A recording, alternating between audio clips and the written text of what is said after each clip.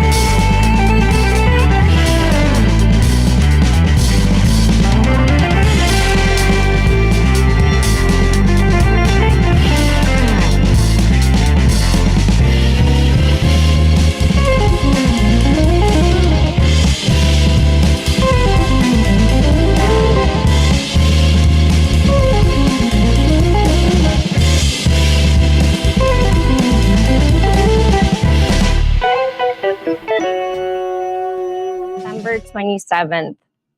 Grab your drink and get comfy because this week, Trump rage quit appeasing Putin and pivoted hard, saying Ukraine can win it all back. Putin's paper tiger army, and I'm quoting Trump, is bleeding planes, ships, and pride while buzzing NATO's borders, and NATO is loading their shotguns. Ukraine keeps lighting up Russia's oil refineries like they're at Burning Man. And now Muscovites are waiting in Soviet-era gas lines. Zelensky drops a fire and brimstone speech at the UN, and Europe's patience for Putin's gaslighting, finally hits zero.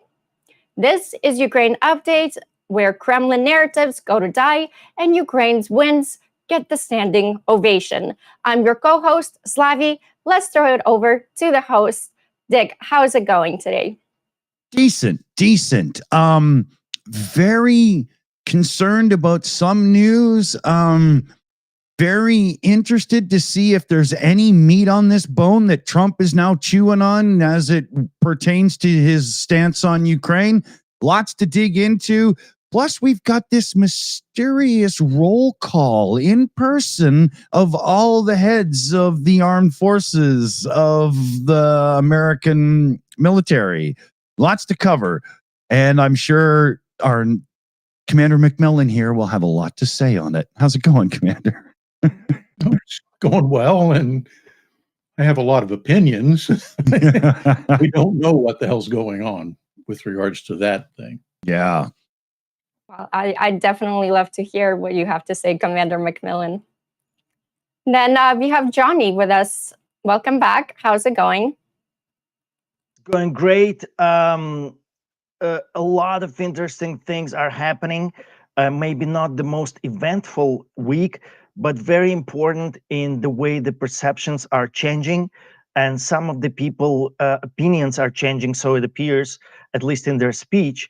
And that makes a shift for something that we would like to see for a long time, but something that might be finally happening.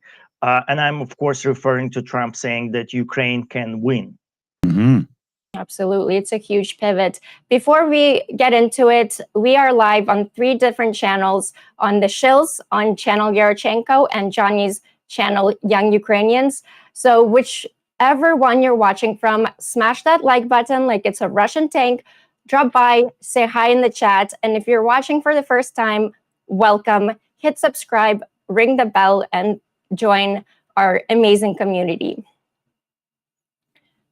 So on that note, let's talk about Trump's dramatic pivot, saying Ukraine can win.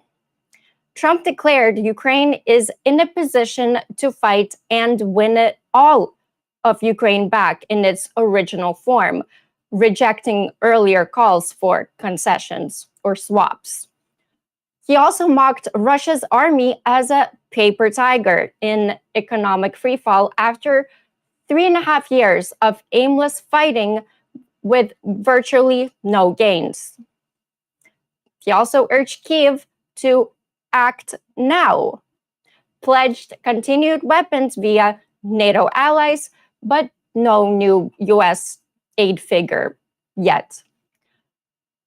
So this was a huge pivot. I know he's done a U-turn like this before, but then he met with Putin right after that U-turn. And now we're here. But the question is, are we going to stay here, or is he going to flip back to appeasing Putin and having a bromance with him? He seems very upset. He actually said that I think like, their relationship was not real. It didn't mean anything. Yeah, that's what he said. It didn't mean anything. So kind of like his relationship with Epstein. Oh, did I say that? I'm sorry. Oopsie. But yeah, what do you guys think about this? I think anything that comes out of the Donald's mouth is not worth the air that is used to make it come out. Honestly, you know, he can change his opinion within the next hour. We don't know. The one concrete thing I think that did come out was the indication that he was going to remove all further restrictions on use of U.S. weaponry that's been given to Ukraine, striking targets deep inside Russia, which I think is long overdue. It's about fucking time. That's another way of putting it. Well, I like to go off of how Zelensky is reacting to it. He was surprised at what Trump had posted on Truth Social, but he called their meeting productive and Trump a potential game changer as well in his Axios interview, and confirmed talks on post-war U.S. guarantees, and they even talked about no-fly zone support. So Zelensky's he's happy. He's finally hearing something that he wants to hear, right? Yeah. Yes. Definitely. I hope the orange shit gibbon is actually going to man up and follow through instead of just letting another 5 pounds slip from his belly to his ankles. Yeah. What do you guys think shifted his mind? I have my opinions on it, but what do you guys think made him do this pivot? I hate to do this and keep going back to Epstein, but I think that's applicable here. Part of the reason is that a lot of the speculation is that all of the compromising photographs, audio tapes, video, whatever, that Epstein compiled on his clientele was then given to or sold to either Mossad or the FSB. And if he's afraid that Putin is trying to use that as leverage against him, I can see him in his mind thinking that I can leverage giving more aid, giving more positive reinforcement to Ukraine as a way to keep Putin from releasing that. Mm. You know, everything to him is transactional. It's a quid pro quo. Yeah. So, you know, if if he's talking to Putin offline, he's saying, you need to give me that stuff and you need to make all of it go away, and I never want to hear about it again. And in return, I'll go back to being nice and, supportive of you and less so of Zelensky in Ukraine. Mm-hmm. That's a possibility. I think a distinct one. Also, to add to that, I think Trump saw the day of light because he saw the real situation in Russia and what a shithole country it is, and how, as he said, it's a paper tiger army. They've made no gains militarily. None of their goals that they set out 3.5 years ago were met. Mm-hmm. They've been fighting aimlessly, and he's saying all the right things finally. And I think you saw sorry, it's not even a toilet, it's an outhouse. They don't have plumbing. So it does make sense. I wonder if there's a chance that any sort of operative for the American side could have done anything to help take away some leverage that they have over them. Do you know what I'm leaning towards here, right? I don't want to, you know what I mean? But I mean, that would really help him, finally grow a pair, right? It would, but at the same time, I don't see how that could be the case, because a lot of that is very old information. So you'd have to have had whatever American agents were in place to try to get at that in place decades ago. Right. And I don't think he thinks that far ahead. Yeah. At best, he thinks in quarterly profit and loss statements. Yeah. Yeah. And that's about as far out too, right? Yeah. Johnny, what do you think about this? Mm-hmm. I mostly agree with Commander Macmillan. There's not a lot of concrete results out of this. The only concrete result is Trump did lift all kinds of restrictions on Ukraine hitting within Russia. But it's at the time when Ukraine has its own capabilities of hitting within Russia, and they acknowledged it. They said, listen, we don't need any more assistance from you guys, even though actually Ukraine does need. Everything helps. Ukraine is scrambling. Like, you have to understand how much bigger Russia is, and everything that we can send to Ukraine, it's still very, very helpful.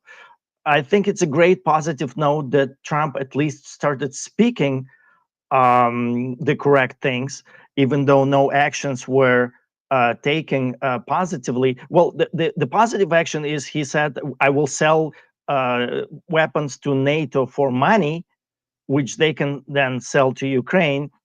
But NATO is United States. He was always selling traditionally up until now. Yeah. That display at the UN there shows how much pullback he's got from these organizations right now. Wow. But sorry, go ahead, Johnny. He also hates the UN. Yeah, I'll just throw in a humorous tone into this, but knowing Trump, it might not be as humorous as we would hope. I think, Trump wanted to be a part of a big boy club of bad boys, of real dictators, real leaders, as he sees it, with hard power. He literally rolled a red carpet for Putin, showed him all kinds of respect. He, time after time, pleased all kinds of dictators verbally, including Kim Jong-un. He exchanged pleasantries with him. And after the latest visit of Putin to Alaska, what did they have? They had a good, nice summit with a huge parade, which Trump likes, without him. They showed him he's not part of the boys club. Yeah. And Trump doesn't like, he wanted to be part of that club so badly. So now the next bad boy on the block is Zelensky and Ukraine. That Zelensky came with the right message. He said, listen, Russia is burning. We're destroying their economy. We're destroying their army. We're destroying their positions. We're striking them where no nuclear nation has ever been struck. We're being brazen. We're being like everything Trump likes to hear. I think Zelensky finally learned the lessons. Trump doesn't like to listen to a victim. He doesn't like that. That's not somebody you can make a good deals with. So this is the next big boy thing for Trump. That's his way into the big boy club. He sees that opportunity, and that's another way for him to show. Listen, you're not going to be friends with me. I'm friends with Mr. Zelensky over here. Yeah, I don't know. No, there's some logic and thought in that. Absolutely. Oh, yeah. Zelensky also was kind of souping Trump up, right? Because Zelensky, Ukraine needs pressure, right? Pressure on Russia, pressure on Europe or Hungary not to buy Russian gas. So, and that's the only way that Ukraine can win is with powerful countries like United States, Trump putting pressure not only on Russia, but Zelensky said that Trump should put pressure on China to because China is helping Russia a lot with this war, quite a bit. So Zelensky was like, Trump, if anybody can do it, you can talk to Xi Jinping, it's Trump. India as well, which Trump has already put pressure on them. Yeah. But I mean, you could see also in Zelensky's kind of way how he was dealing with Trump, and I really liked the shift, and it worked. Yeah, and another thing that I think should be considered is the fact that in the past couple of weeks, U.S. rhetoric has shifted from talking about the situation in Europe more towards the Pacific, more towards the fact that there's potential of Chinese actually mounting the long rumored invasion of Taiwan. And so I think that's another effort to focus attention there where you get more return on time invested. So the more they talk up, how dangerous the situation in the Pacific is getting, the less time people are going to be able to think about other domestic issues like failing U.S. economy, the tariffs hurting everybody, and the inevitable Epstein thing. It always comes down to that right now, doesn't it? Well, yeah, that's part of it, but it's also, if you look at the feedback that's coming out, negative feedback against the administration, the Epstein files have actually sunk in terms of the amount of time and effort that people are putting into arguing that, whereas the failing economy with the looming, debt ceiling thing in Congress and everything, that's taking more and more impact. Mm-hmm. And so I think he's starting to look at ways to distract people from that. His base is eroding fairly significantly. They're still quasi-loyal to him, or at least the cause that he was in charge of originally, but they're also seeing through the toilet paper thin veneer of, I know everything, I'm a successful businessman, and it's proving just the opposite. He's having so much negative impact. Small-time farmers who were one of his big supporters, yeah, they're all being forced out because the tariffs mean that they're not being able to sell to overseas markets. Yep. Yeah. It's almost like it's done on purpose so that you would the think smaller people, and it all goes to the conglomerates that are buying it up. I mean, but even they are having negative impacts to their bottom lines. Exactly. He's making everybody pissed at him for his stupid maneuvering. Yeah. And he can't take a step back and say, well, maybe the tariffs were an ill-considered thing. Maybe I should change that. Maybe I should offer more incentives develop businesses here. Maybe I should call off ICE from raiding, sites where I've got 400 technicians from South Korea trying to build a new plant for us. That kind of crap. But he can't retrench. It's just not in his mental situation to say, I made a mistake. So he has to double down on, yeah, this is really successful, even though you're all losing money. You're losing jobs. Who cares, Yeah. Craziness. Yeah, it's just bombarding us. Like it's so overwhelming. A couple of shout outs here I'd like to get in before we get a little bit too far along. We've got Petra Olsen in with 269 Swedish kroners there with love to Ukraine, and right into the fund pile it'll go. Thank you so much, Petra. We've got Niles. Stupid button failed me again. We got Niles Knudsen in the chat gifting out memberships, 10 of them too. Love it, Niles. Thank you so much. Members is a big deal around here. Yvonne Way, queen of the super sticker here, comes in with a cute one, and it's the little fox guy going, bravo, bravo. He's a very happy little fox.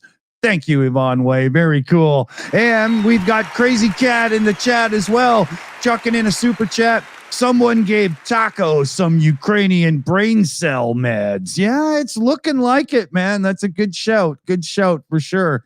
Thanks, everybody. Big thanks. And remember, we got our Car for Ukraine fundraiser going on as well. And I bet somebody will drop the link into the live chat ASAP. Anything to do on your channel there, Slavie? Any shout outs? I don't think so. Not yet. Let me check. I've been trying Papa to. Dutch, you're slacking. I've been trying to go with the questions, kind of order them in the right way, because there's quite a few coming in on different topics. But before we get into those topics, I just want to go over Zelensky's UN speech, which was next level. It was so chilling and great and what he did. But so he warned in his speech, he warned of the most destructive arms race in human history if Putin isn't stopped. He also highlighted 40% rise in Russian drone civilian casualties. He kept calling the UN Security Council too weak over and over again, and demanded enforcement power from UN. He also framed deep Crimea strikes as defensive preemption, not escalation. He urged weapons, sanctions, and energy aid for Moldova, which we're going to talk about Moldova in a second. But overall, it was very powerful speech. I will be showing it all in a video that's coming out tomorrow, and we'll watch it together. And it's a reaction video, and I'm going to be showing it in full. So make sure you tune in tomorrow for that. But yeah, have you guys seen Zelensky's UN speech? I read the bullet points of it. I was really impressed. It was everything you'd like to hear and very to the point. Yeah, I have to agree. Also, at the same time, we had Olyana Zelenska, Ukraine's first lady, meeting with Melania Trump, and they were meeting on the abducted Ukrainian children, the Russia abducted. Hopefully, there's some action that comes from that, because I think it's a very small amount that Ukraine got back of the kids, and what Russia is doing with those kids is horrendous. They're putting them online on an online catalog for adoption. I mean, they're not treating them like children, like humans, and taking away their identity. I think if they're over 15, they're sent to the front line to fight against their own country. Yeah, and I mean, Russians too, even if these Ukrainian kids get adopted into a Russian family. There've been some horrendous footage of these Russians beating the kids, just not treating them at all. Like, forget about a childhood should be. They're not treating these kids like human. So No. Yeah.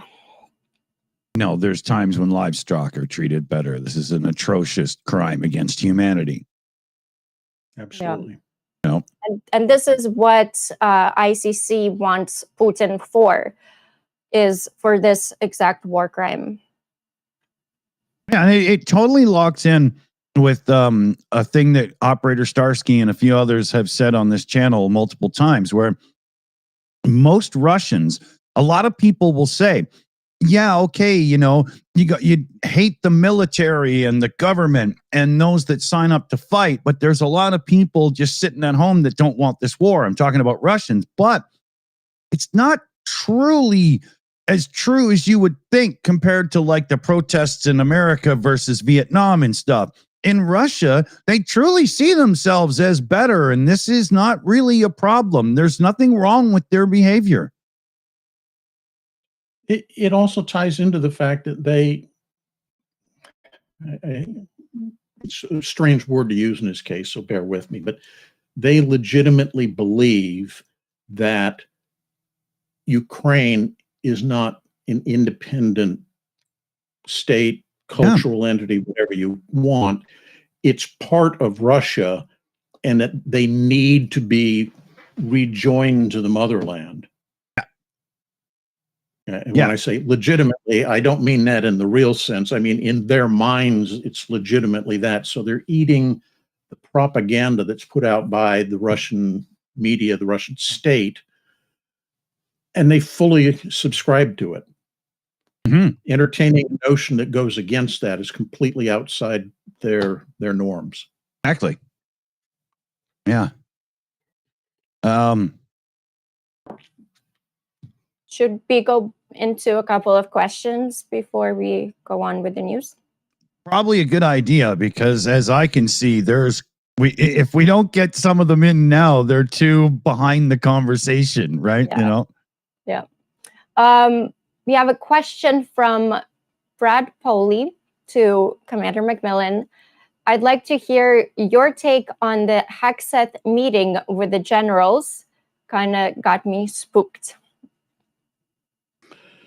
Oh, right now, all we have is speculation about what this is. We don't know why he's doing it. Mm-hmm. We know that most people in the military are looking at it with some degree of alarm, regardless of which side of the political fence their allegiances lie. Simply the fact that they're calling all the senior most personnel in the entire U.S. Department of Defense to a single location and telling everybody where that location is, from a security standpoint, is one of the dumbest moves you could possibly pull. Would you expect anything else from Hexet, though? Oh, I know, but put it on this level. Not only are the principals, let's say, commander of the Pacific region, going to this meeting, his deputy and all the service deputies, so Air Force Pacific, Navy Pacific, Army Pacific, all of those, everybody's going. Yeah. So the senior most person sitting in a chair where decisions are going to be made if something occurs in their absence is going to be a colonel. If that doesn't alarm people, I don't know what does. It's insanity. It really is. So setting that aside for a moment, why are they doing this? Well, when the media started going, hey, what the hell? Hegset's comment was that, well, I'm calling them so we can have a frank discussion about the warrior ethos in the U.S. military. That's like, we're having Does he think he's Genghis fucking Khan? Yeah, it's like saying, the Pope calling all bishops and above to Rome because we're going to have a discussion about Jesus. Huh? It makes no sense. It's dribble. So the real thing is, why are they being called? So a number of thoughts have popped into people's minds, and I'm going to set them out here, not in any particular order, not in any particular, I think this one's more likely than that. I'm just going to say, here are some of the things I've heard people potentially say. Too bad we don't have a stupid YouTuber top 10 stinger. Yeah, exactly. But the one that I think alarms most people is that they're being called together to sign or swear to a personal oath of loyalty, not to defend the Constitution of the United States, but to defend the glorious Orange God King. And this is something that was done in Nazi Germany, where all the generals in the German Reichswehr at the time, before it became the Wehrmacht, they were all called in and they had to swear personal oaths of loyalty to Hitler. Now, here's something interesting. Retired General Ben Hodges made this comment in an email, an open email to everybody, but specifically directed it at Hegseth. And Hegseth responded with, "That's a cool story, General." What? Yeah. I mean, it's not a fucking frat party. Right. You'd think that if that wasn't what was going on, he'd have said, "Oh, no, we're not doing anything like that. This is something completely different. We're not trying to," but he didn't. It was like, cool story, like swearing an oath to Hitler is a cool thing. We should all do something like that. Yeah. So right there is, the little alarm bells are starting to go off like, hey, something weird going on here. Paired into that is the fact we're coming up on the edge of, yet another government shutdown because Congress can't pull its act together and pass a budget. And the orange one has already said that his plan is, if that happens, they're not going to, as they have in the past, furlough federal workers, where they say, yeah, these are just days, unpaid days off, go home. They're going to fire them all. Mm-hmm. Which opens the door to saying, hi, you're a mega, you can have a job. I don't care that you're not qualified for it. I don't care that, this is a senior GS-15 or SDS 1 or 2 level job. No. The fact that you were the assistant manager at an auto supply store, you're qualified to run this department of the U.S. government because you're loyal to me. That's some scary ass shit.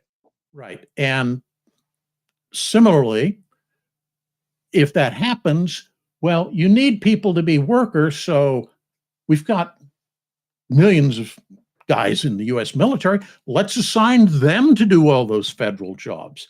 We don't need them to be ready to fight wars or respond to crises. That's not important in our line of thinking. Those are never going to happen. So let's have them, take care of normal federal bureaucratic functions. That's one thought. Another thought is to use the leverage of, well, we're shutting down the government and we're firing all these people. In the case of all you senior military personnel, what we're thinking is that either you sign this non-disclosure agreement, excuse me, cough in my chest there, this non-disclosure agreement, or we're going to fire you.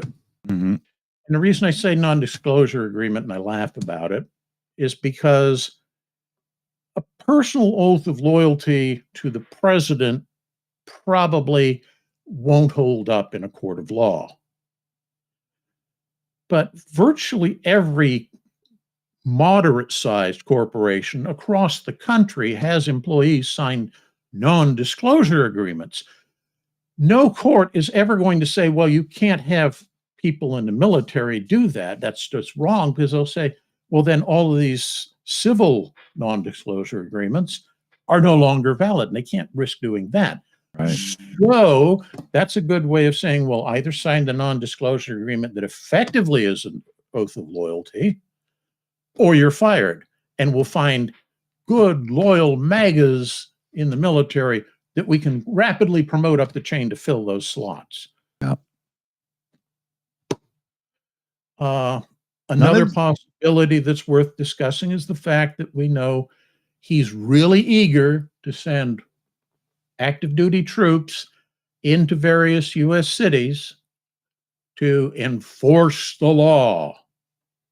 Effectively, if you read his most recent little text on the topic, he being the orange one, has effectively declared war on the city of Portland, Oregon. Yeah. And I don't know if you have a copy of that. I have it up right now. Yeah. Yeah. That says everything you need to know. Yeah. I mean, look at it. Yeah. It's provide all necessary troops to protect war-ravaged Portland. Yep. Under siege, but from attack by Antifa and other domestic terrorists. Yeah. Right. And so that may be another part of why we're calling all these guys in, is to tell them point blank, your focus now is going to be turning less and less from foreign or potential foreign enemies and more towards our domestic opponents. The administration's domestic opponents. That's right. And to get them on board with that and basically say, either you agree or you're gone. You'll notice there's a common thread in many of these speculations, and it's always kiss the ring. Either you agree or you're gone. Yeah. Because it makes no sense to call these people in unless that's kind of what you're trying to do. And I can only imagine the thoughts that are going to be going through most of these people's heads as they stand there and listening to him give some kind of opening remarks to the room. They're all going to be standing there going, after the career I've led and where it's got me, I got to listen to this piece of trash.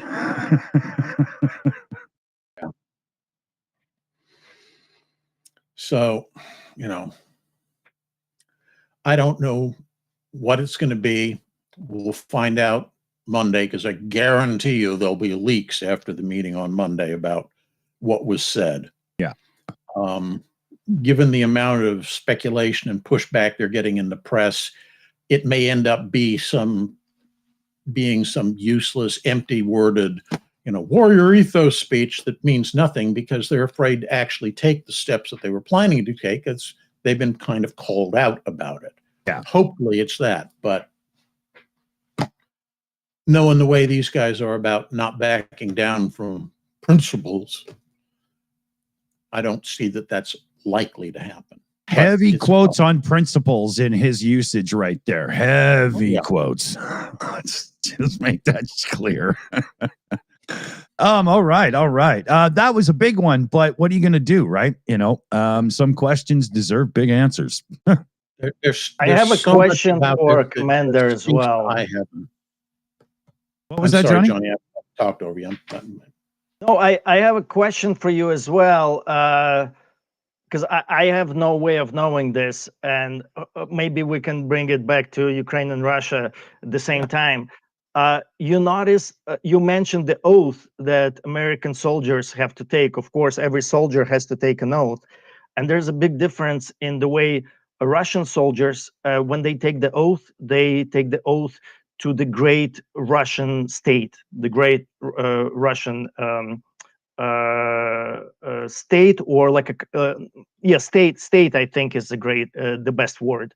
And Ukrainian soldiers, they take an oath to Ukrainian people, to people living within Ukraine.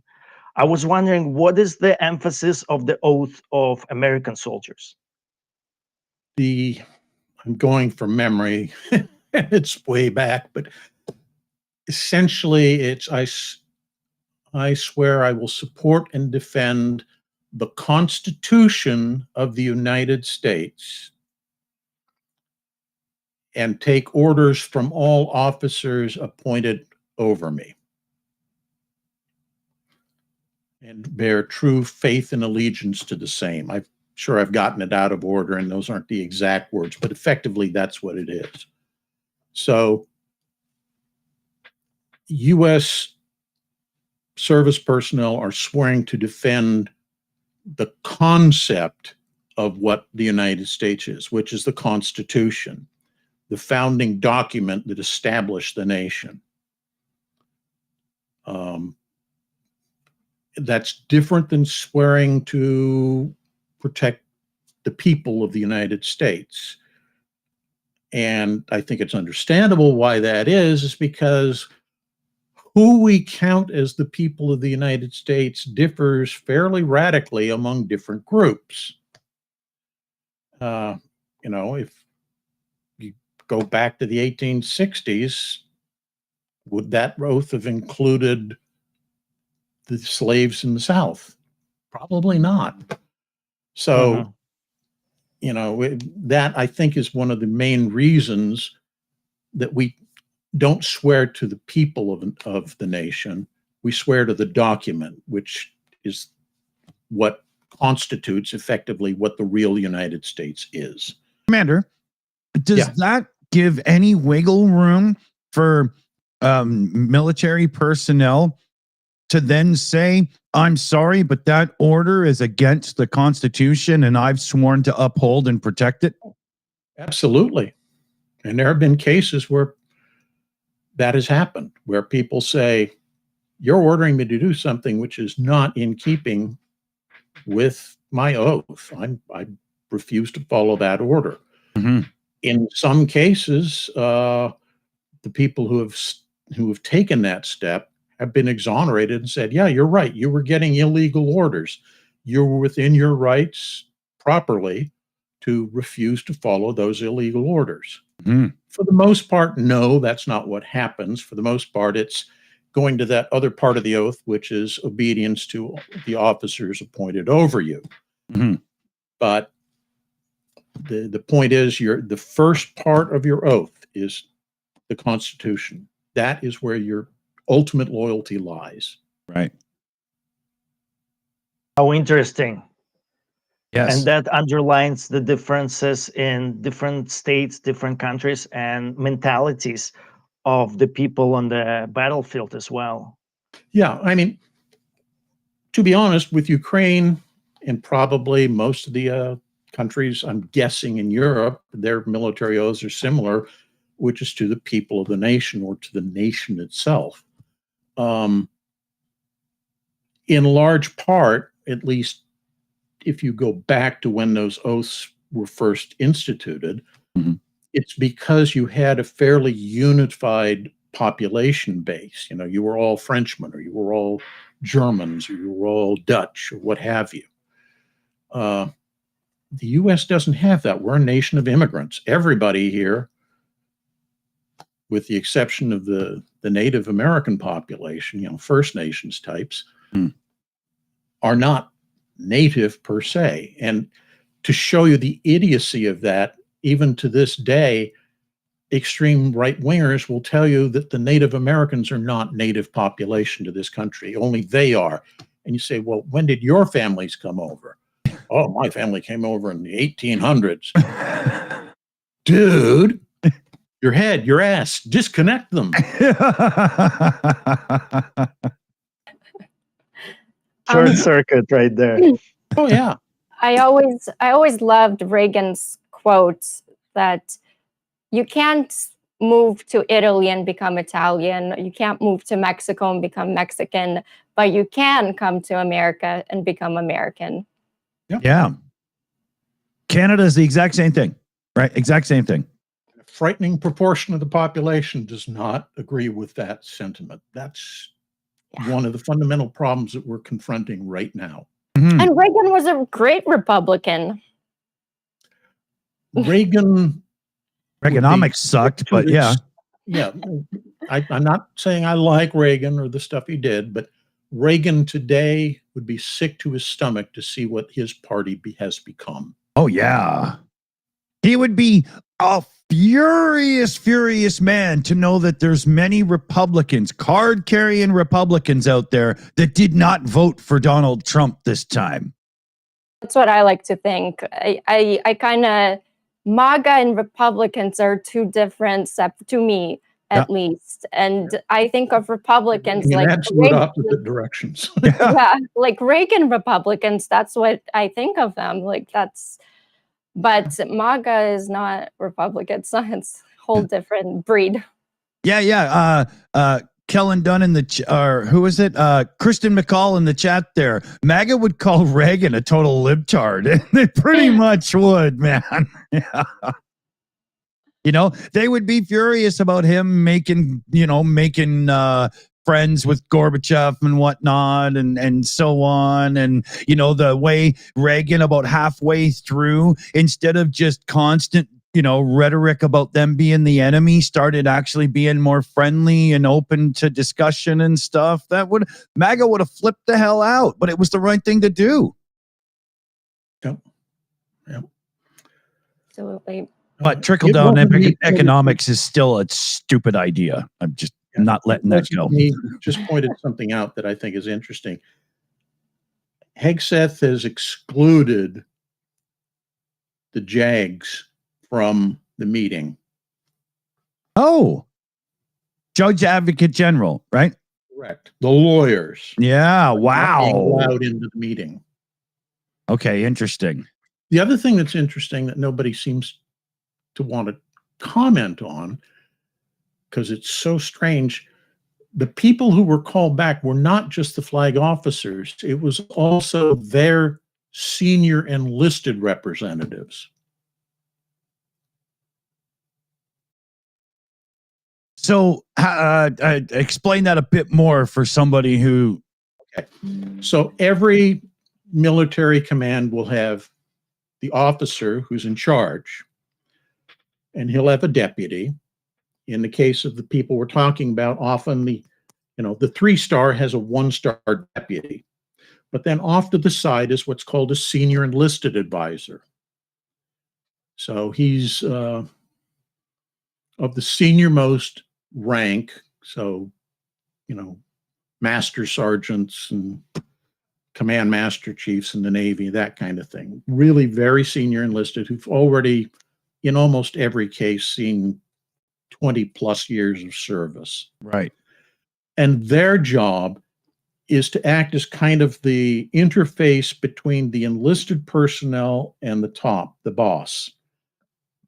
Because what the boss gets from his other officers is, by the time it reaches him, because of the multiple layers it's going through, it's pretty much an exclusively officer viewpoint. That's what the purpose of this senior enlisted advisor is to be able to, without that filter, relay to the boss what the enlisted personnel are thinking. Right. And at the same time, to translate down from the boss to the enlisted personnel, here's what the boss wants from you and why he wants it this way. So the fact that these guys, in addition to the flag officers, are being summoned to this meeting is really interesting. It's like, why are they required to be there? And at the same time, why are the lawyers being excluded from the meeting? That's an interesting conundrum, the two put together. That's I got to jump in with a shout out here. We got Jamie McCadden in the chat, $25 direct donation into the, I'll put it into the Car for Ukraine fund. Good to see you all, and Slavie looks great too. Slavie Ukraine. Oh, great shout, Jamie. Thank you very much indeed. Say Slavie looks great or Slava? Yeah, no, I was directed to you. Okay, I don't want to be like, oh, me? Thank you. But it wasn't. Yes, that was definitely what it was. And I think, that's, do I have to, wait a second here. There was a thing that got crazy on me. Yeah. Okay. I'm caught up. We're good. We wanted to get to a few more questions that are Ukraine geared. I do believe were getting requested in the chat. So let's do our little script. Next one is not exactly Ukraine. It's about Moldova, but it's important that we talk about it. Moldova elections are happening actually tomorrow, very soon on European time. And Russia has their teeth into Moldova, let's put it that way. Two political parties have already been banned. I mean, it's complete chaos with Russia doing so they're pulling out all stops, AI propaganda, vote suppression tactics. They're also financing a lot of groups, parties, oligarchs, just everyone they can get their teeth on in politics. And it's important for Ukraine because if Russia takes over Ukraine's neighbor, like it did with Georgia as well, and then Ukraine's victory put this means in context so the Americans who don't know how to read a map, it's on the other side of where the Russians are. So it's putting Ukraine in a vice. Yeah. Thank you for that. Well, we got to make sure.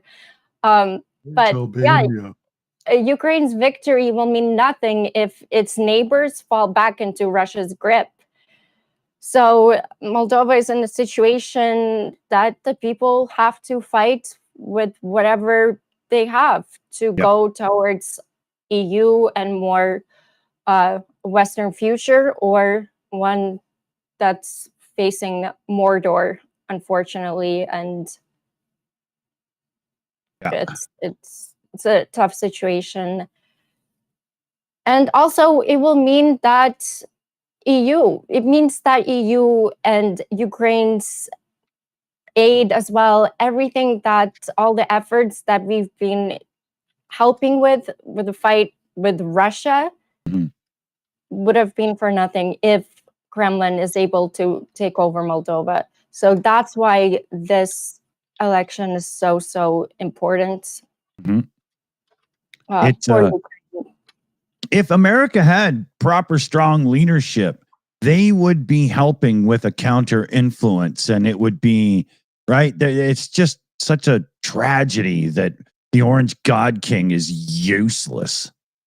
Yeah. Also, Zelensky brought up Moldova, this exact situation, and he said that the world must not turn away and help. Because if Russia is able to take over, that's a huge victory for Russia. It opens another flank, basically, surrounding Ukraine, and that's their empire. They're going to keep going. Yeah. Yeah, absolutely. 100% agreed. Johnny, do you have any thoughts on this? Yeah, I heard that Zelensky mentioned that in his great speech, kind of like a warning to European nations. And it's exactly what's happening. I don't think United States is going to do anything about it because Trump was kind of the beneficiary of all those tactics that Russia is using right now in Moldova. They used all those tactics in 2016, in 2020, in 2024 in United States, maybe to the lesser extent because Russia is a little farther. But all those things were kind of already tried. I also want to express some optimism because right now the Moldova president is very pro-European, pro-Western values, pro-Ukrainian, and it's good to have that voice in European Union. And she says amazing things on Ukraine, and she's such an ally. Of course, Russia doesn't want that. But keep in mind that before her, Russia again influenced the elections in Moldova, and they did have a pro-Russian guy there, which was just a puppet of Russia, and it did not really help Russia. You know, So that's like my sense of optimism in this case, because Russians, when they elect you, when they feel like they helped you elect, they treat you like a puppet, like a dog that you have to do, and nothing you do is ever enough. And they were basically disrespecting that guy, and eventually they ruined the relationship with that person that they helped elected. And the pro European, pro Western person was elected in the next cycle. So even if Russians do succeed this time, it's going to backfire on them bigly, and eventually it's going to be one more nail in the coffin of Russian failures. There was a wonderful documentary I watched maybe a couple of days ago, and it was done by BBC. And a BBC journalist goes undercover in Moldova to work for an organization that's they pay these people, anyone, like $150 a month to spread disinformation, and every day they get a couple of tasks that they need to do, what messages they need to spread, where to post, there's a lot of TikTok stuff going on, where to post, how many posts a day that they need to make. And there's a lot of these people who are taking the money and doing it. And it was done by BBC. If you guys can find it, I highly recommend to watch it, because it's classic what Russia and how Russia does these disinformation campaigns. Yeah. And yeah, Europe's credibility is totally on the line with this. And if the EU can't protect Moldova right now, especially right now in wartime, from this election sabotage, it signals weakness everywhere in EU. And, So, Putler's doing all the pushing and testing reactions and all that stuff. It's, there's reports coming in. I just seen this in the live chat about serious concerns with Zaporizhzhia, the nuclear power plant, not having the electrical it needs to keep the cooling operational. Like, the place has been basically just in keep it cool so it doesn't go bad mode, right? And yeah, I just had it up here right now. They're saying it's off the grid, and from what I'm reading, they might be meaning that there's no power getting to it to do the necessary cooling, and this could be a very bad situation. very Wow. bad. Zelensky also brought this up, and that's what he was talking about. One bad move by Russia. Yeah. May I ask, Mr. D, which article was that from that you just brought up? Just curious. If it's a France 24 article. Oh, sorry, the one I found. It's only 30 minutes printed ago. Oh, okay. You see how is my disagreement with some of this news is you are a journalist and you're supposed to be play the both sidism, and they say Russia, Ukraine trade blame, right? That's like a journalistic approach to all this. But do you really think that Ukraine is trying to blow up their own nuclear station and cause just unimaginable chaos and global catastrophe on their own soil? I think these journalists, they need to do a little better in how they report the news. A lot better. That's a fantastic thing to Chernobyl notice. has faded from popular minds. So, what's another nuclear catastrophe in Ukraine? Nothing, obviously. Yeah. They trade blame, but Russia has control of the Zaporizhzhia power plant. Yeah. And they have generators and they have fuel, and there's no excuses. I'm sorry. I'm just, there's no way anybody's going to tell me that there's fault anywhere except for within themselves. And I just hope that they don't create another no-go zone or something. Nobody needs that. Mr. D, where is your journalistic integrity? You know, I just cannot know who to blame at this point. It's like we don't have all the facts. We don't know everything. Yeah, no, true enough. But you know, that's absolutely true. But if I had to guess, I would guess if there's truly an issue, it's, you know, orc side. It's disgusting. Yeah.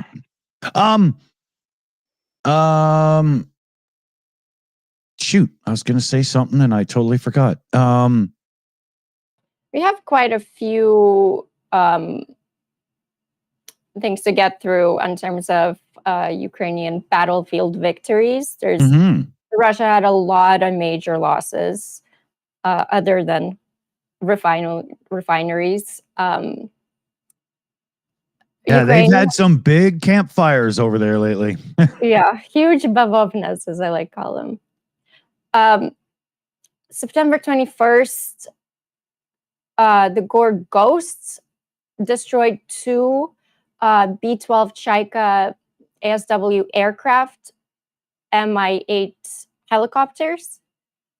I mean, there's so much. I don't know if you guys, if I won't want me Yeah, to let's shoot them up. That's great news. Yeah. Another one. Let's enjoy it. Yeah, let's savor this. Let's have a good moment right here. All right. Yeah, I'll hit the fireworks.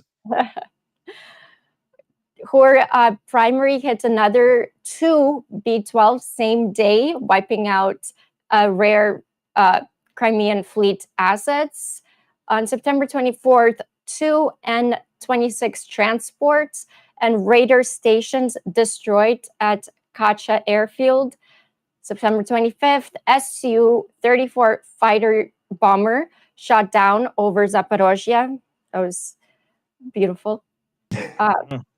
Also, we got naval strikes going back to September 21st.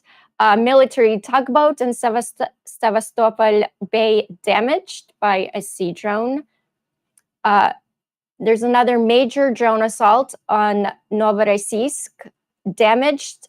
This is a 60 million support vessel, and it was forced into the dry dock. Now there is ground advances as well. September 23rd, Ukrainian troops encircled Russian regiment near Borova. In Donetsk, neutralized breakthrough near Novopavlivka and Dobroblilia. Trapped forces along Kazany-Tarets River, and Western Zaporozhye disrupted Russian logistics there as well. 120 Russian drones shot down overnight between September 23rd and 24th. Total Russian losses since January is, are you guys ready? 210,000 troops and thousands of vehicles as well. I'm gonna cry. And Zelensky and Syrskyi declared Russia's 2025 offensives officially failed. I like those words. For me, one of the main judges of how well the week has gone is I read the International Institute for Study of Warfare's summary, and you look at how many, because they go down the front from north all the way to south in various sectors and say, you know, whether the Russians are advancing or losing ground or whatever. This past week, they only advanced in a single sector. That tells you how bad things are getting for them. In some places, they're not even trying to advance anymore. They're just sitting there.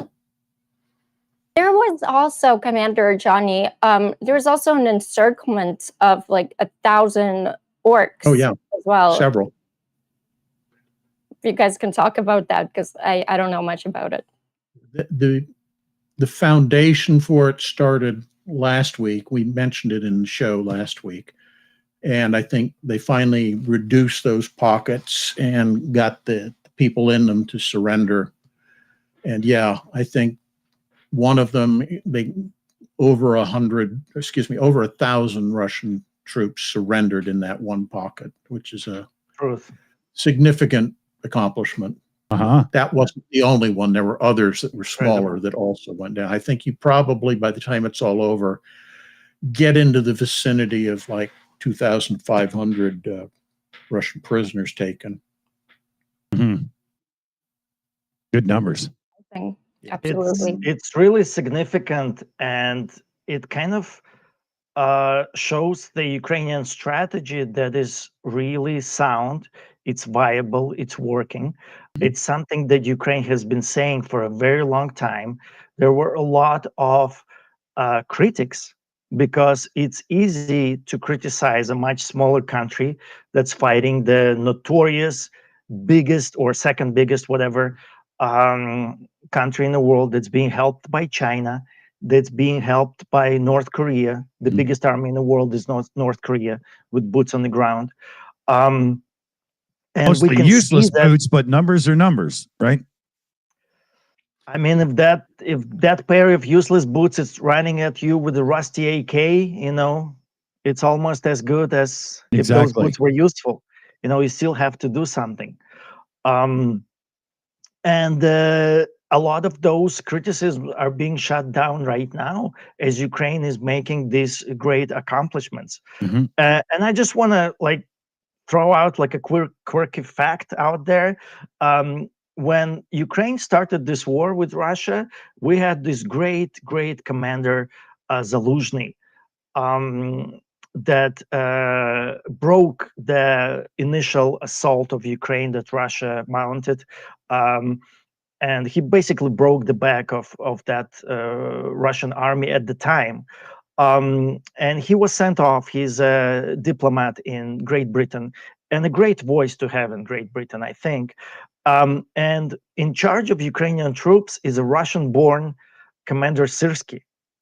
And he's implementing this much bigger strategy of breaking Russian back, not just tactically on the battlefield, but strategically in a whole war effort. Yeah, they're really hitting things that are going to give long-term gain.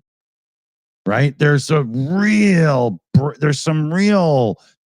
deep long-term strategic break them stuff going on that I'm just loving, right? Well, I think it's worth noting that, remember I said earlier, Russians are not listed as advancing in almost every sector, and some they're not even trying to. I think in large part, that's because the logistic train has been broken, and they can only get a limited number of supplies to the front, so they're doing it in one or two sectors where they're focusing all their effort because they know they can't support a general broad front advance. Yeah. So it reminds me of a David and Goliath story. Very much. If you're smaller, when you move smarter, you move faster. And Russia is huge. They do have shitload of manpower, but their size is a disadvantage at this point. And Ukraine is taking advantage. I think the best phrase that came out of all of this was, before the war, Russia was viewed as the second most powerful army in the world. Since the war started, they're now viewed as the second most powerful army in Ukraine. Yeah. And once the Ukraine entered Russia, they're the second most powerful country, army in Russia. Well said. Well said. Well, maybe the third after the Koreans. We don't want to give Kim Jong-il too much credit here. It's nitpicking, Well, also, despite Russia's fails, Russia keeps doing sabotage attacks against NATO's airspace. And I know we talked quite a bit about Poland, Estonia as well. Now they're doing it in the Nordics. And it's every day, it's something different. Every day, two jets there. Actually, there's another two jets that were over Alaska a couple of days ago. So Russia is trying to find NATO's weak point right now, and they're going to keep doing this. I know Finland is very much prepared. Finland has been warning everyone of this. They're ready to jump in. Poland as well. But Well, yesterday, I think it was a total of 5 Russian aircraft tried to, I won't say tried, but were near NATO airspace up in the Baltic region. And in each case, they were intercepted and escorted by NATO aircraft. My favorite, though, is Hungarian aircraft intercepting the Russians. And we know Orban is the greatest friend of NATO and probably has a lot of close friendships, ties with Putin and Russia. The fact that the Hungarians are conducting these intercepts is really interesting. It shows, I think, what they value more, their NATO membership, than any happy handshakes they're doing with the Russians. Yeah, it's push They're comes to doing it- shove time, right? They're doing it both ways. I was reading the news, yeah. and then on one article you read about Hungarian Gripens. I'm like, huh, what? With NATO, and then there is Hungarian drones over Western Ukraine, doing also reconnaissance stuff, and probably mapping out some area that they would like to snatch off Ukraine. So Hungary is wild right now. Yeah. They're playing both sides. Let's be honest, all the borders in that area of Eastern Europe still have a lot of areas that have not been completely settled, and they have border claims against one another. And that goes back well into the 1920s, when, after the collapse of the Austro-Hungarian Empire, all these new nations popped up, and everybody was disputing that, the border should be 2 miles that direction. No, it should be 3 miles that direction. And those still have not been sorted out. Mm-hmm. It was complicated by the fact that in the late 30s, the Germans were forcing all these Eastern European client states of theirs to sign agreements giving each other portions of territory that nobody agreed upon. Mm-hmm. We have a question. That's where a lot of the borders still sit, is on those Nazi-imposed borders. Yeah. Commander McMillan, there's a question for you from It Wasn't Me, asking, I know the US talks a lot about shifting from Europe to the Pacific, but are there any actual signs of them strengthening their presence in the Pacific? There have been some moves of forces that are already committed to the Pacific theater within that theater. So, for example, a battalion or a brigade that might be stationed in Hawaii being moved to Okinawa or into Korea, or vice versa, being moved from Korea or Okinawa back to Hawaii or something.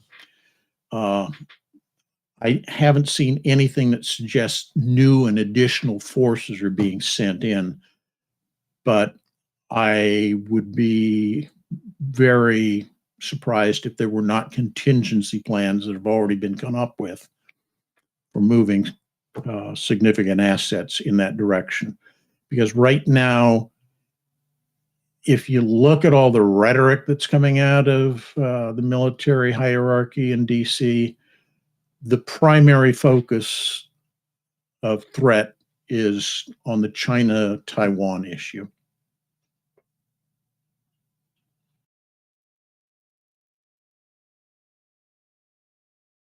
Hello? Oh, okay. I thought it was me. I didn't see that Dick was gone.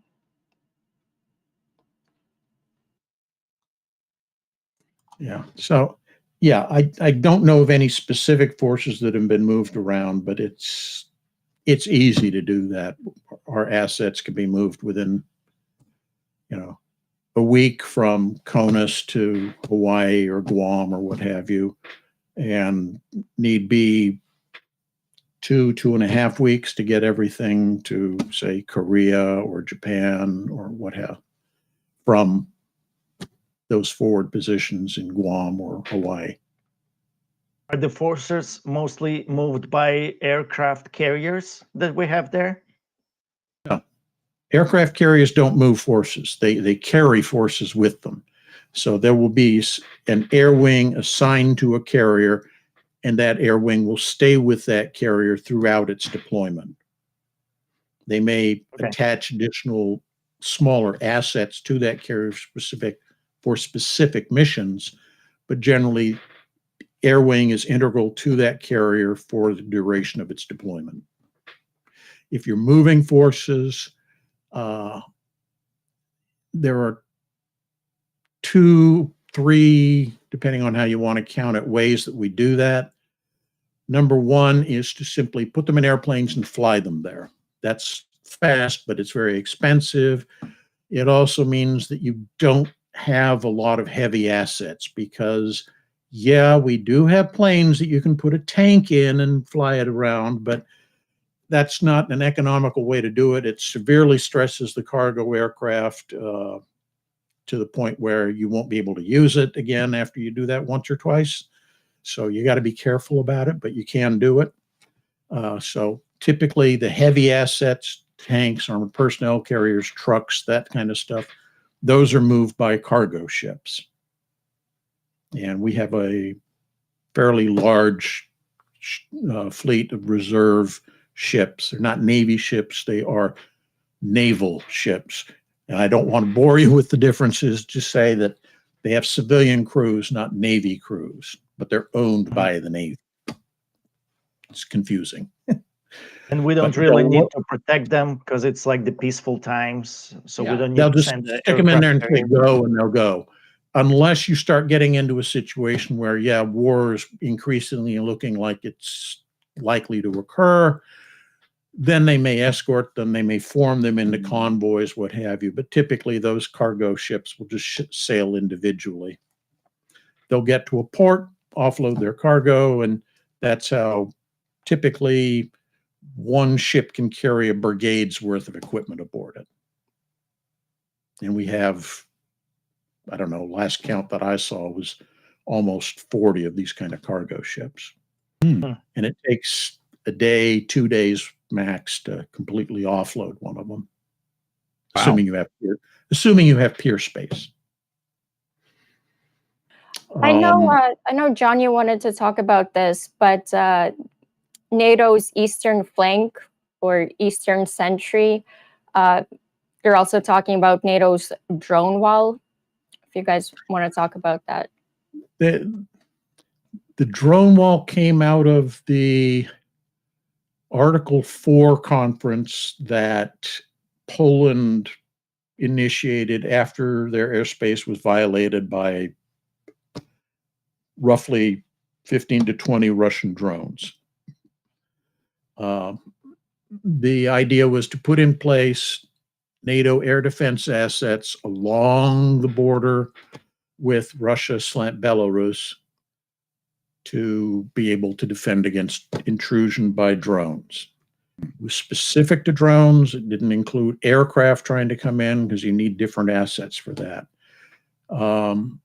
They acknowledged that it would take upwards of a year before they could have anything in place to make that wall a reality, although they are moving some assets now as we speak to defend critical locations. So major cities, airfields, ports, that kind of thing. But the idea is eventually to have a barrier of air defenses along the borders to be able to prevent intrusion by those things. Would both drone wall and closing Ukraine's skies be probably more effective, but does one thing have beat out the other? Yeah, they don't have anything to do with each other is the best way I can put it. having a no-fly zone or something like that over Ukrainian airspace that was imposed by NATO aircraft would certainly simplify that portion of the border in terms of putting this drone wall up. But, you know, I don't think that's where the majority of the leakage is coming from. I think it's coming through Belarus or down from Kaliningrad. Absolutely. East of Prussia. Johnny, did you want to say anything? It's kind of hard to follow Commander Macmillan because he kind of verbatim repeated my notes here. I'm sorry, I'll act stupider so you can say things. Please, you know, can you get down to our level? No, but you know, it is good huge. that this. Biggest air defenses in the world. It is good that this is still happening, even though it might actually be solidified within a year. But this is a necessary step to counter the common threats that are facing us right now, today. It's better to start today than to start a year from now. You know, it is a good move. It's going to show Russia that, you know, we're not going to wait for them to keep escalating.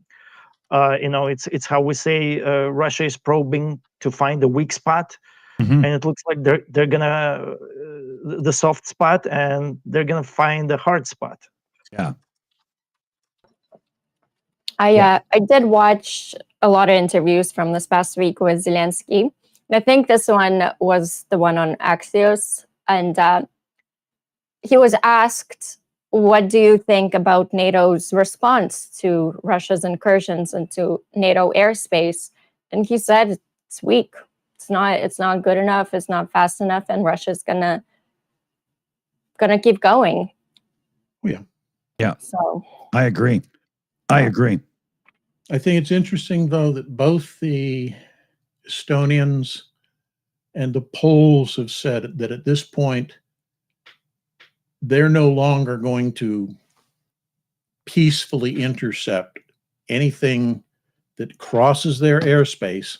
They will engage. Yeah. That language is, yeah. And somebody was pointing out in the chat stream here, you have to understand the military definition of intercept simply means I put an aircraft near you so I can watch what you're doing and, you know, flip you the bird and say, go home. It doesn't mean I'm shooting at you. Engage, on the other hand, means just that. It means I've got ordnance in the air. You're about to go bye-bye. Yeah. Yeah. I personally would love to see that be the case. Get a few shot down and then see what Orc Master's response will be.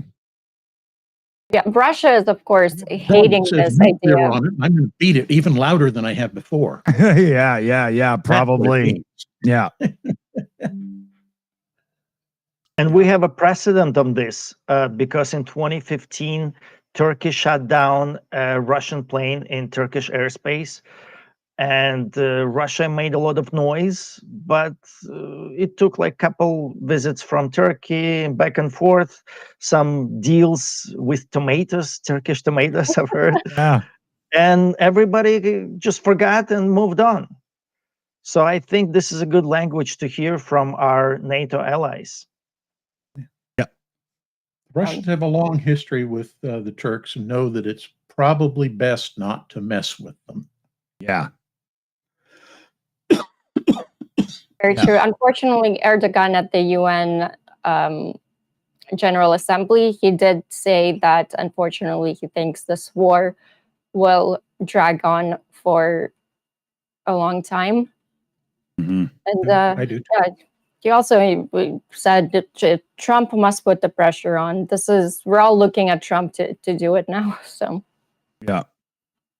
Well, I hesitate to say this because I know it's a very touchy subject, but for a ceasefire, armistice peace agreement to come into effect, both sides must make compromises to their positions. And that's the problem right now, is that neither side seems willing to compromise on their positions. So I would be interested to hear from the other two panel members here what they think would be something that Ukraine might be willing to compromise on in order to see peace. Good question. Now, I'm not going to say my opinion, because my opinion at this point in the conflict is that no, don't compromise. You're ahead of the game right now. It's costly, but you are ahead of the game. But I think it's something that Ukraine, Zelensky need to start considering, is what are they willing to compromise on in order to stop the hostilities.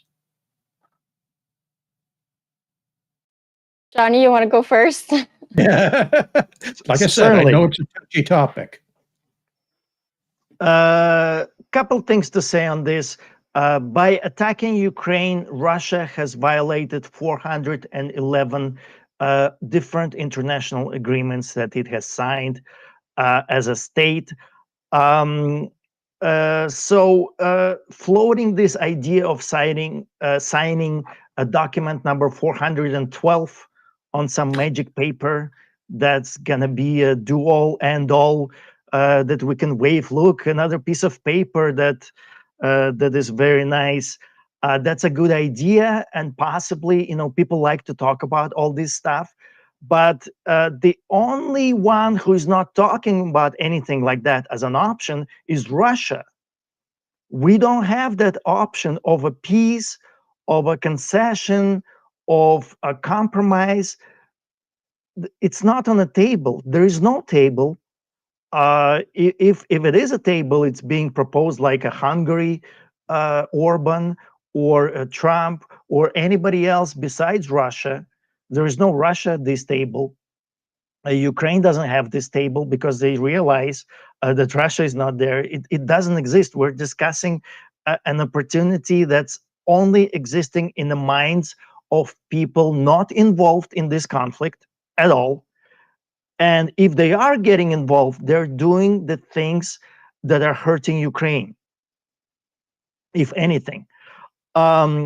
We were just discussing that somebody, I was listening loosely, sorry, but somebody was discussing that this is going to be a long war. It's true. And Ukraine has been saying it from day one.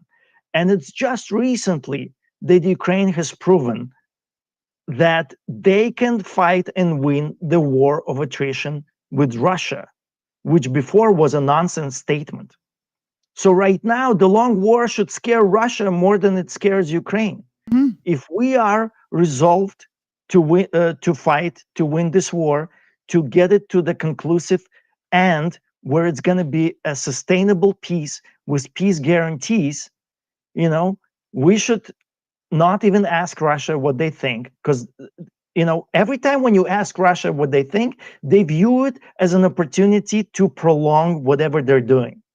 It's not putting any kind of end, and there are no peace talks. If you're talking peace talks with Russia, remember, you're talking in silence, and you're alone.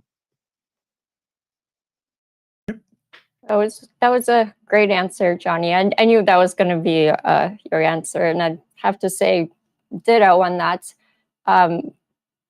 Russia doesn't want territory, otherwise we'd be having these talks with Russia. They don't want concessions. They want all of Ukraine. So it's pointless to even talk about swaps or anything to give up Russia. They're going to keep going and going and going. If some kind of concessions would actually help, but in this case, they wouldn't. Russia is Russia. They have an imperial sickness. And it will not stop unless it is stopped. And that is the only way. Yeah. If Putin signs any piece of paper saying he'll be a good boy for a bit, he'll use it as toilet paper and just go back to being him as fast as he can. Yeah, Yep. Neville He's gonna- Chamberlain. Neville Chamberlain taught us all what waving a piece of paper does. Yeah. And Putin is going to carry that piece of paper very close to his briefcase. If you know Putin's briefcase, Yeah, the poop sack. the Pope sack, which, that's where it goes eventually. Yeah. Let me see here. We've got about 15, 20 minutes, it looks like here. So we can dive into a few questions if you want, Slavie, or what do you think we should do here? Yes, we can do questions once I have them. Squeeze a few more in before we call it I do orange have juice. one piece of news, if we have time for it. Go for it. Mhm. And honestly, I don't even have notes for it because I just it did happen like a day or two ago, but if you guys follow the news, Russia has been struggling with their civil aviation. Aeroflot has been Yeah. bleeding. They don't have a way to buy some more airplanes, and they don't have, because of the sanctions, they cannot buy replacement equipment, like the parts Mhm. to fix them as well. The airplanes are aging, and it's a big problem for Russia. They once had to land like 19 planes in one day, Aeroflot, because of the safety concerns. Some of them have been just dropping, and people have been dying in Russia. So Russia did address the UN's civil aviation body, the International Civil Aviation Organization, to ease the aviation sanctions. They were pleading with like the moral and safety concerns, and say, listen, this is our civilians, they're gonna die. Yeah, We're just yeah. gonna send them up in the air. We're gonna use them as props to, if you're concerned about the safety of our people, just ease the sanctions, because Mhm. we're gonna kill them otherwise. They called the sanctions unlawful coercive measures. And an interesting thing, that all of these planes were stolen from a company that was in Ireland at the beginning of the full-scale invasion. Russia, the Irish company said, you have to give the planes back. You're under sanctions. We cannot lease those airplanes to you anymore. And Russia just said, we're going to steal them. And they kept them, and they stopped making lease payments to the Irish company. And they Wow. kept $3.5 billion worth of airplanes, which are stolen, which are aging right now, and they cannot fix it.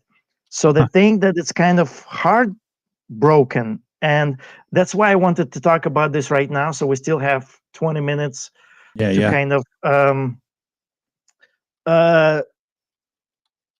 President Trump lifted the sanctions on Belarus for buying airplane parts yesterday or the day before yesterday. Effectively, so we were this close to. Well, that lets them get right in then, right? Exactly. And everybody's saying that. It's a heartbreaking news. We were this close to collapse. It took such a great effort on the parts of every nation in the world. The sanctions, the United Nations, everybody who was involved. Ukraine, by doing their really nice things. Of course, Ukraine would never strike civilian aircraft, right? But they were doing all the other parts that they were supposed to do. And we were so close to collapse another wing of Russia crumbling empire. And basically Trump saved it overnight. Mm-hmm. And I don't know what to do with this news. Yeah. Also, I think Russia wanted to buy Cambodia's planes. Like those would be any better. But yeah, Trump lifting those sanctions is on a Belarusian airline. Maybe I'm old, But when I think of buying from Cambodia, it's usually stuff that was illegal up until recently in most places. You don't really think planes and Cambodia, but No, sorry to anybody. I'm not trying to be a jerk, but I'm just saying. You know, yeah. Commander Macmillan, have you been to Cambodia? Ashore, no. Off the coast, yes. Gotcha. I got to wave at a lot of countries from 12 miles out. Yeah. I'm sure Cambodia is a great country and it's got great people, and hopefully there are great many of Ukrainian supporters there, and we want to Have be you seen friends the with movie The everybody. Killing Fields? Yeah. That tells you what you need to know about Cambodia. Yeah. It gets a lot of mention in 60s and 70s rock and roll songs, and you know, it's usually Or a day thereof. yeah, exactly.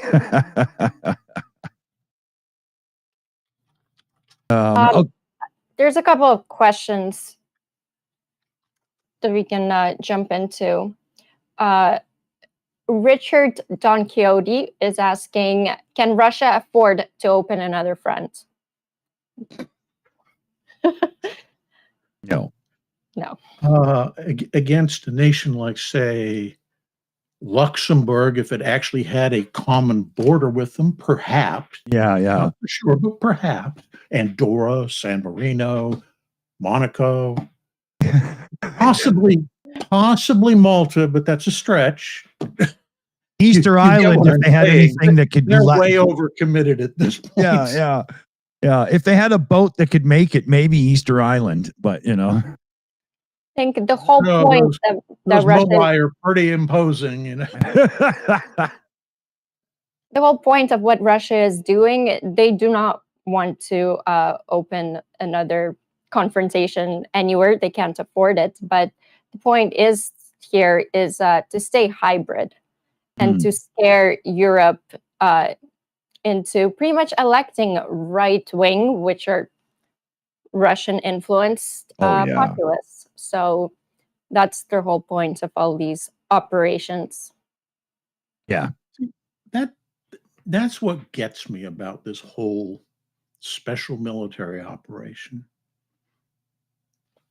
If Putin had just kept going with all his underhanded FSB, you know, propaganda stuff, there's a not unreasonable chance he could have gotten somebody far more pro-Russia elected in Ukraine or other countries that he's interested in. And instead, all he's managed to do is basically get the majority of the world focused against Russia. Yeah. You know, and made everybody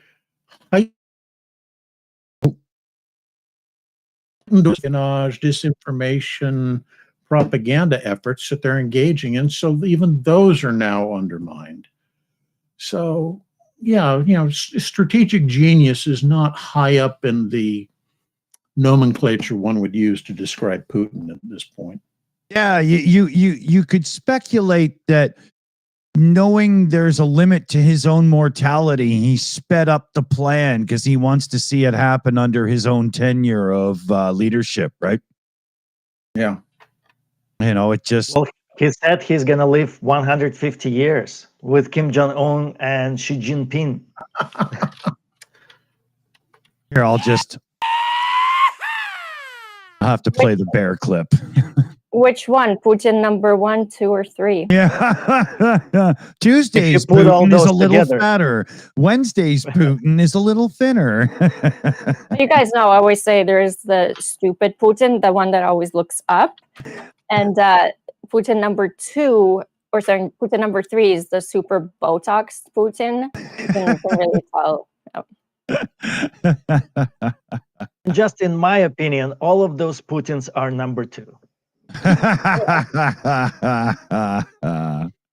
Well done.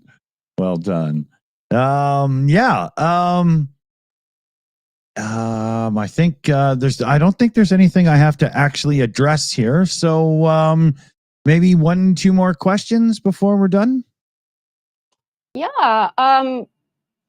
So we're Just a enough little time. slow on questions now. They're not rolling in that much. But question from Kristen McCall. Will the EU help ensure election security and integrity for Moldova? Kristen is deeply concerned Russia will try to do more than manipulate. Yeah. I don't think they're going to be able to do enough, and I don't think they will, sadly. I think the key is that other nations don't help enforce your election laws. They can send observers and they can report back to international organizations that, in our opinion, this was not a free and just election because of. But you can't have,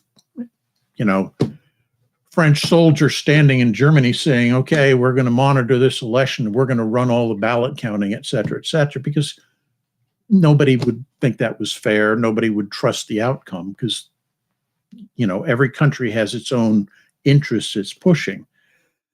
So what you want optimally is a situation where if you're concerned that an election might not be valid, you invite international observers in and you announce beforehand that if the international observers say that this was not a fair and just election, then you'd repeat the process. That's happened in a number of countries. And Zelensky did raise the alarm at the UN, which would be the perfect organization that, if they would be more useful, that technically could step in and help. And I hope they do something, but think here we need to make as much noise as possible about how Russia does this, how they manipulate everything, to just keep being loud about it. I think that's all what we can do. I totally forgot that we haven't shouted out something that's super cool here. So our very own Dunk, that's on all the shill shows except this one. It's just bad timing for him. He's an Emmy award-winning visual effects artist and a very accomplished artist as well. And that's a painting, an actual acrylic or whatever on canvas that he painted of Operator Starsky. And there is a link to the auction for it. You can win this painting, and all the proceeds go to wherever. I think Starsky is going to decide where they go, a unit or something or whatever. It's like a proper 10 by 12 inch big full size canvas, and it is some slick talent on display. This is a real lovely piece.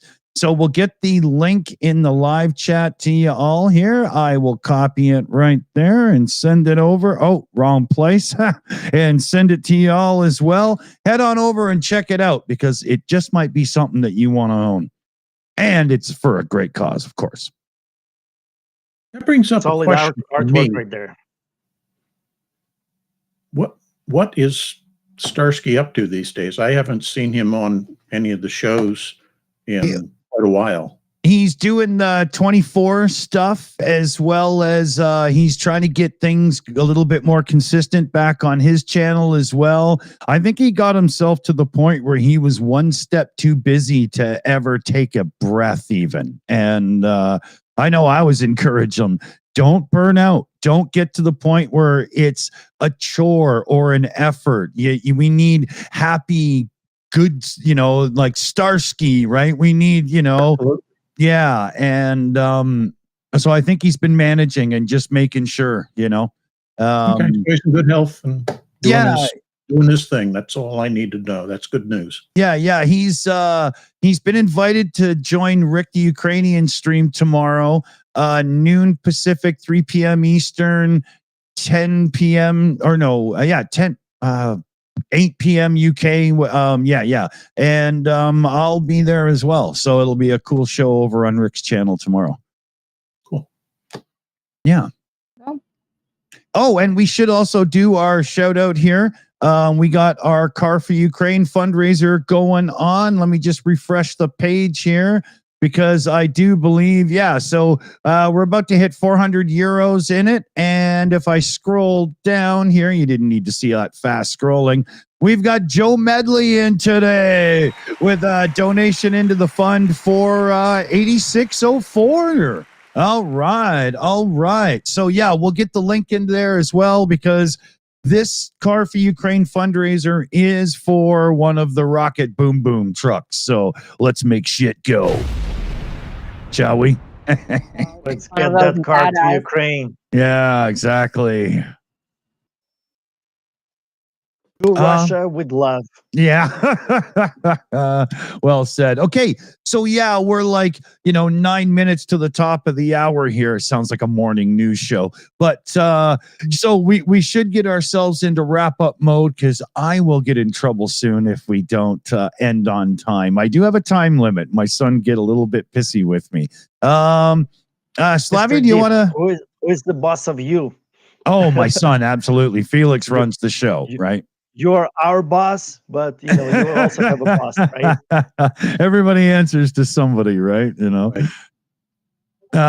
Slavie, do you want to take us around then? And Absolutely. Just before we get into wrap-ups, Minister for the Recovery of Stolen Toilets is saying, should Russia be kicked out of the UN so we don't have to put up with Lavrov? Yeah. Russia is on the UN Security Council. Yeah. What? Ridiculous. I mean, just saying that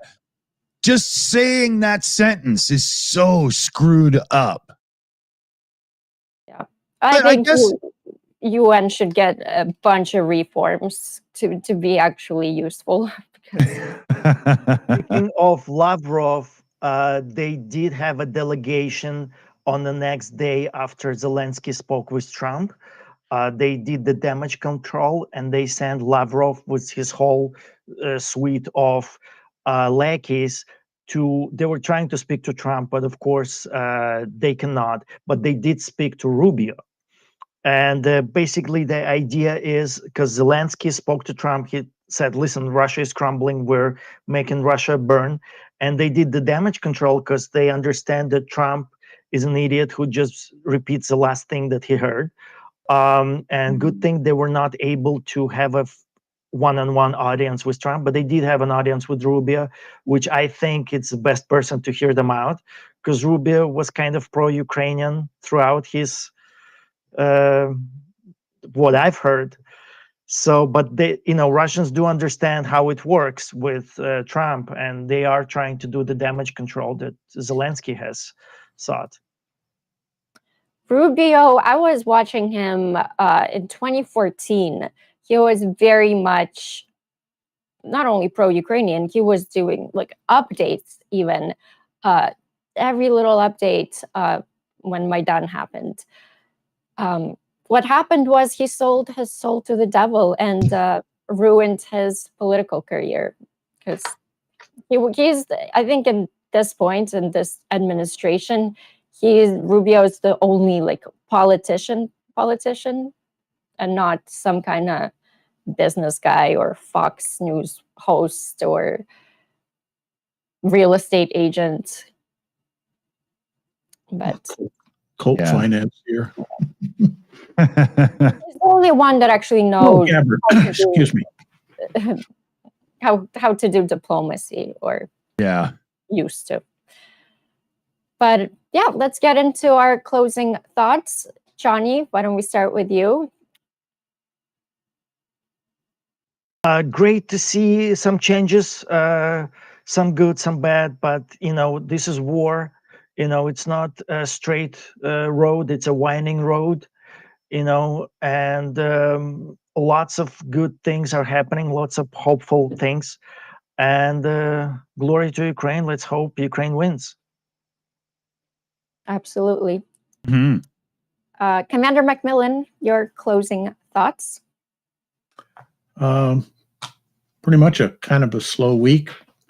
I think that the stage is being set, however, for interesting, I use that term guardedly, interesting things to happen next week. So keep your eyes out. Other than that, my usual closing remark of please correspond with your elected officials. Let them know that Ukraine is important to you.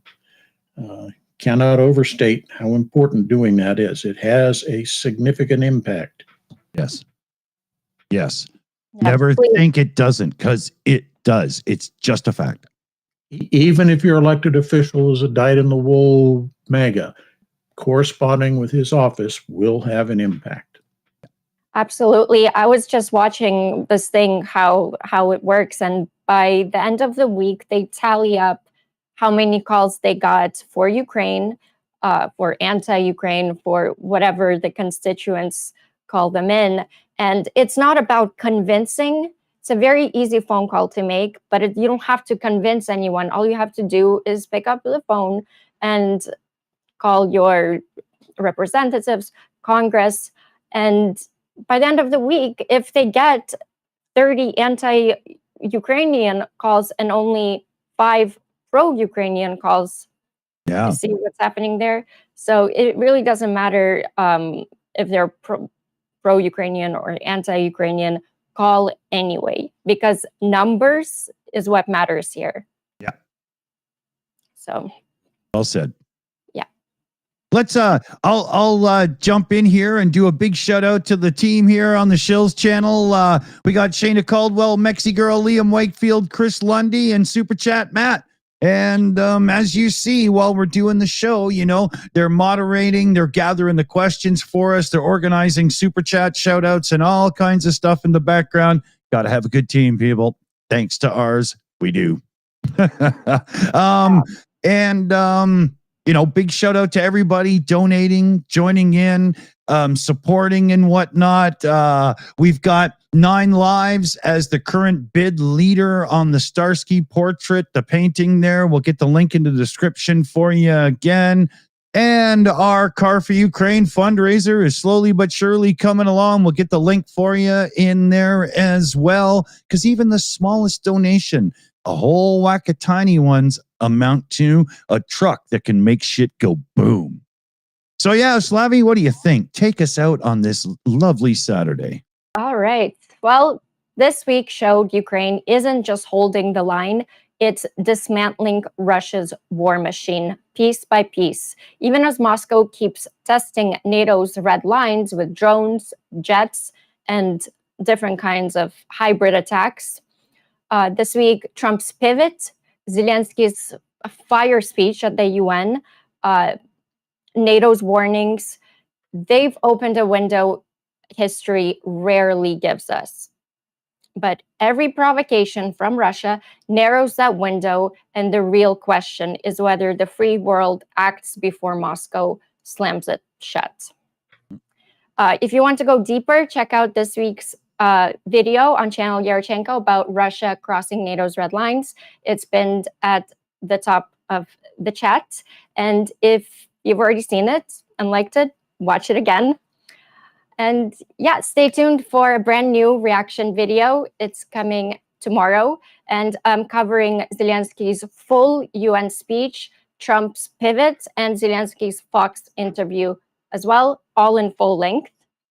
And as always, thank you to the panel, our incredible mods on all the channels, and the crew working behind the scenes, and every single one of you that are watching as well. Your support, whether through likes, shares, subscriptions, super chats, or just showing up week after week, keeps our channels alive and keeps the truth louder than Russia's lies.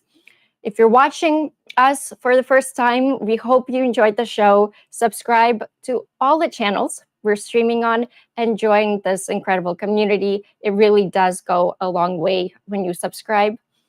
Ukraine's fight is bigger than borders. It's about the future of freedom everywhere. Support Ukraine in any way you can. Donate, share their stories, keep their fight in the spotlight. Every action counts. So on that note, be fierce, be brave like Ukraine, and God bless America, and Slava Ukraine. Heroes Heroes Slava.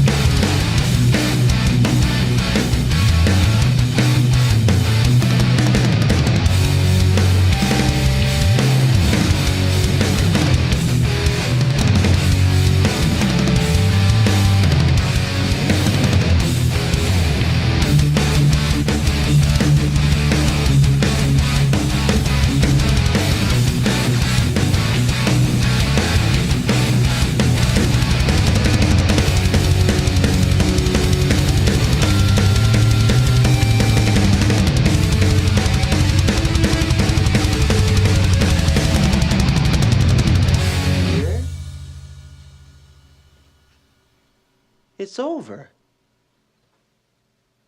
Go home.